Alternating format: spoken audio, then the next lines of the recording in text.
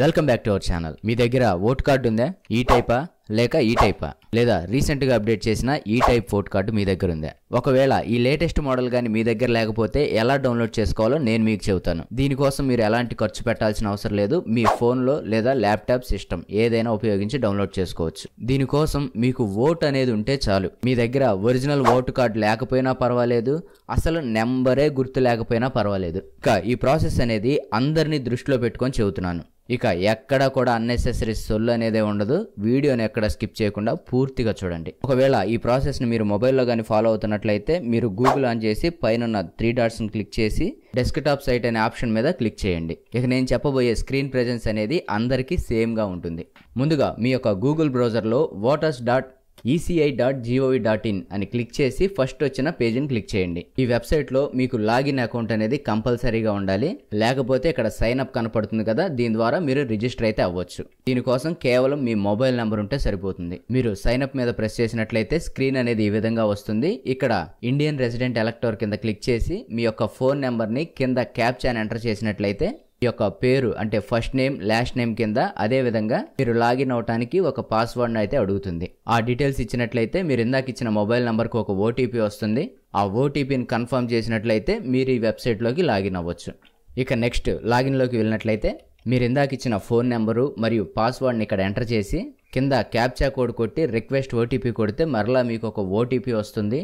ఆ ఓటీపీని కూడా కన్ఫర్మ్ చేసినట్లయితే మీరు ఈ యొక్క వెబ్సైట్లోకి లాగిన్ అయిపోతారు. మీకు అర్థమయ్యేటట్టు ఎక్స్ప్లెయిన్ చేయడానికి ఈ టైం అయినా తీసుకున్నా కానీ మీరు ఈ ప్రాసెస్ అంతా చేస్తే మీకు 1/2 నిమిషం కూడా పట్టదు. ఇక స్క్రీన్ అనేది మీకు ఈ విధంగా ఉంటుంది. దీంట్లో వచ్చేసరికి search in electoral roll get elector details here అని ఇక్కడ కింద కనపడుతుంది కదా, దీని మీద క్లిక్ చేసేయండి. మీకు ఇక్కడ 3 ఆప్షన్స్ అయితే ఇచ్చాడు.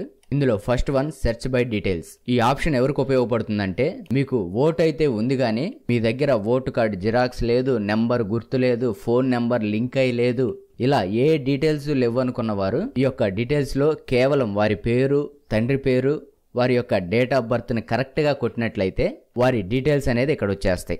దీనికంటే ఈజీ స్టెప్ ఏంటంటే సెర్చ్ బై మొబైల్ నెంబర్. ఒకవేళ మీ ఓటుకి మొబైల్ నెంబర్ కానీ లింక్ అయి ఉంటే ఈ యొక్క 3వ ఆప్షన్ మీద క్లిక్ చేయండి, సెర్చ్ బై మొబైల్ నెంబర్. ముందుగా ఇక్కడ మీ యొక్క స్టేట్ ని సెలెక్ట్ చేసుకోండి. నేను ఆంధ్రప్రదేశ్ అని సెలెక్ట్ చేస్తున్నాను.